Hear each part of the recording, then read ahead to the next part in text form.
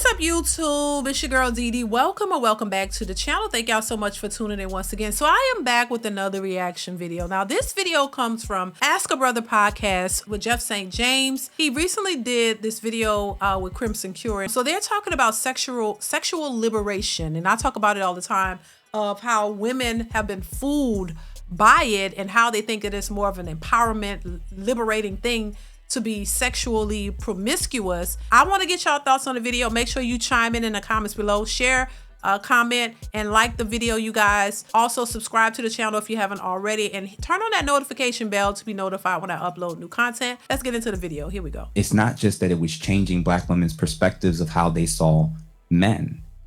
They now saw themselves as men. We can move the same way, we can do the same things, we can act and do and live exactly the same way. And the problem was that their physiology and their psychology is not like ours. Right. So me going into work and working for the next 60 years of my life to provide for my family is one thing. You trying to do that while knowing you still want to have children and knowing that if you're not there to raise them, someone else will, is the cost.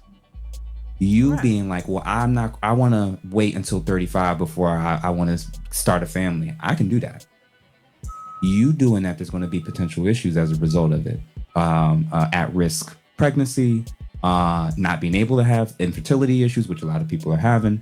So my view is, and more that I think about it, regardless of all the other things we're talking about, I think a huge destabilizing component, because when you think about it, it's really led us to the rapid increase of single mother households, the decrease of the value of marriage, because sex is something that we can easily access. He's absolutely right.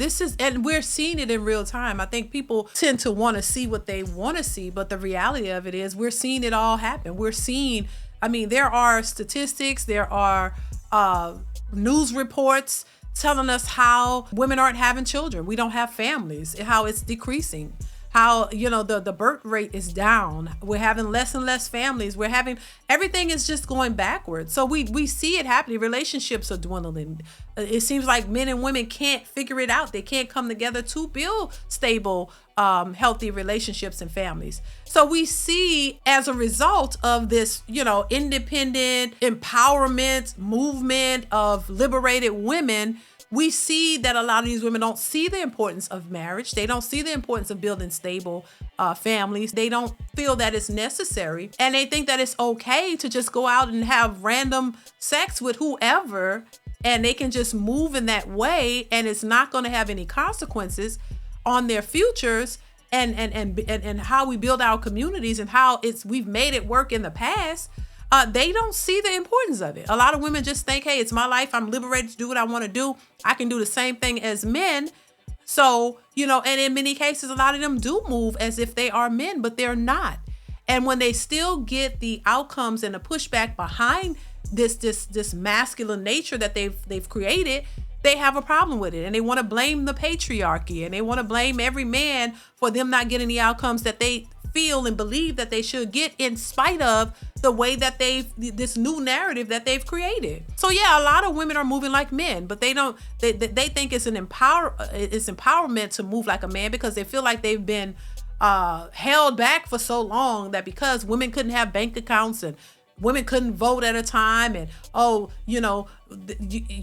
before feminism they couldn't do anything as women. So it's like they feel empowered to be able to do what they want to do, no matter the cost.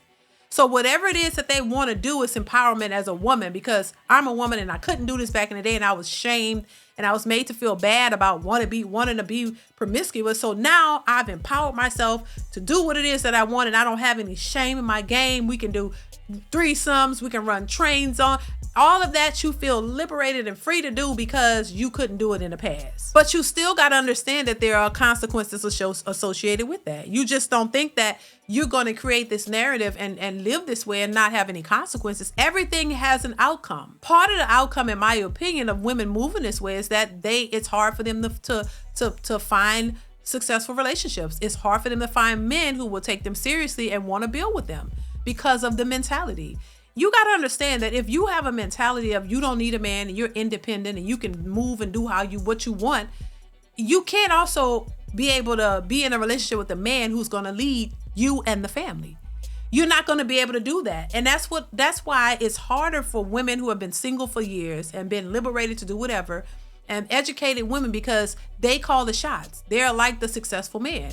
They make the demands, they do what they want, and they want you to follow. And most men who have structure and discipline and have standards are not going to fall for that. So what happens, it's like a collide. It's a collision between those women and men, because men have a vision for what they want their family to look like. And these boss chick women have a vision of how they want their household to run. And it's how they've been running it. And they want you as the man to throw out your vision and come in and just get on their program. And it does not work like that. This is why you hear a lot of men even say these women are moving like men. They're like the new men. But they still want a man to come in and be their man.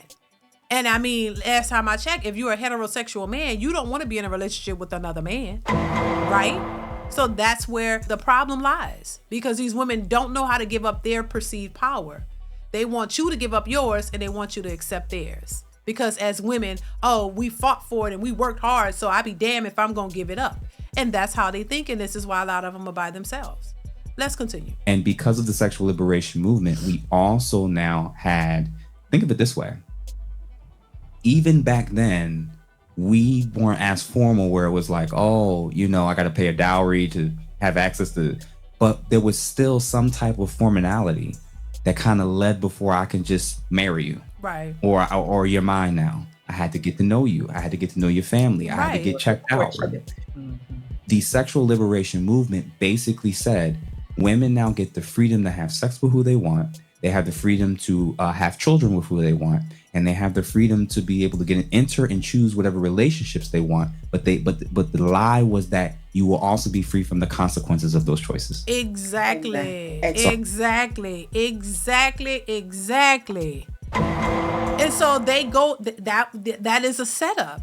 You go and do all these things that's so empowering and liberation and all this kind of stuff. But consequences, like I said, they don't expect consequences. They don't understand. You don't go into it understanding the consequences of those choices, because there are consequences. If you know, hey, I want to be a boss chick. I don't need a man. I want to be independent. I want to live my life as such. I don't want a family. I don't want this. And you know that when you go into that realm and you focus on your career, that you may forego a husband and family and all that. And you know that because you don't even want it. And you're firm on it, and you're like, I don't want your kids. I don't want a man. I want to be by myself. And you're real about that, and you know that that's a possibility, and you choose it anyway. Then at least you are aware of the consequences. So when it happens, you're not shocked, and you're not complaining, and you're not wondering, where is my person? So you know. But a lot of these women have been lied to, and they definitely have been lied to and told that, hey, you can have it all. You can go and do all this and it's not going to matter. Get your education, build yourself up, get your degrees, have your career. And then when you're ready for a man, oh, he's going to be easy to get. And you can get him and he can build a family and it's going to be kumbaya and everything going to be just fine. Not considering what the man wanted. So that's the issue that we see a lot of times in this dating, in modern dating. Let's continue. I really, really think that with feminism, it wasn't just the Trojan horse of we don't value this or value that. They taught you not to value your womb or what's in it. Yep. This is my second controversial statement. It's estimated that we have over 7 million black babies. Yes. With the genocider in chief that started all of this with Planned Parenthood. And go ahead and look up her quotes of how she felt about us. My view is this. The person who propagated this was heavily focused on wanting to eradicate us from the planet.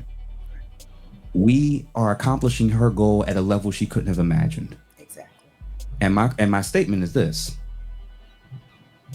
From then till now, you can talk about gangbanging, you can talk about jail culture, you could talk about hood stuff, you could talk about you could talk about the CIA, you could talk about the Klan, you can mention any and everything that you think is a threat to the black community. There is no place more dangerous for a black child than to be in the womb of a black woman. Oh, wow. And that's the place of where we're at now. None of these other women want it. Well, you, of course, and a few others. But by and large, no other woman is willing to say this out loud. We are taking ourselves out from the feminism, from the abortions, and it's not life-saving. This is just because it's Tuesday. Every area that I can think of, we, like you just said, everything that's negative, we've inverted and now we praise. So why is all of the idols that we hold up to the worst human beings that represent our culture? Right. And why is it that every single person that says something that's true about what's going on and offering a potential suggestion, that's the person you've been propagandized and indoctrinated to attack? So y'all gonna attack Crimson Cure, Kevin Samuels, me, who are not on your levels, and anybody who speaks on this, they're the enemy. But the people who displays the worst aspects of our culture and community, they're the ones whose tickets you buy. Listen, once again, no lies detected. You know, anytime you say something about the community you are a part of, oh my God, you're pick me, you're bashing this, you hate, but then you fall right into the hands of the people who don't give a about you, who are leading you astray.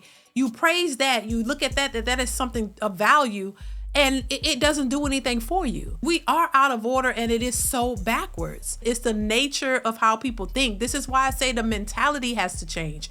If you don't change your mentality, you don't change your actions. You don't change what you do, how you behave. If you keep thinking a certain way, you're going to respond and do things in that way.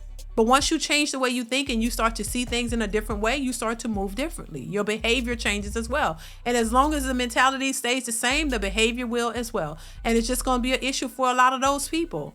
And this is why men don't take women seriously. This is why a lot of men are walking away. This is why women are still complaining, that because you want to do what you want to do. You don't want nobody to tell you nothing.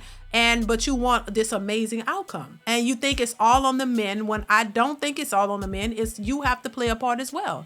If you think you don't need a man and you can do whatever you want and men's supposed to accept you the way you are, if they don't take you at your worst, they don't deserve you at your best, well, they're not accepting you at your worst because they don't want to accept you at your worst when you expect them at their best. Doesn't make any sense. You want the best out of a man, but you want to give him the worst of you? And he's supposed to be there and help you get to the best part of you? For people who have worked on themselves and know what that looks like, and they know where they've come from, they don't have time to do that. They understand the work. And if you haven't put in the work, you can't expect somebody else to come in and put it in for you. That's not their responsibility. So listen, I'm gonna leave it here. Leave your thoughts and comments. If you have not subscribed to my channel, hit that subscribe button, and I will catch you in the next one. Bye.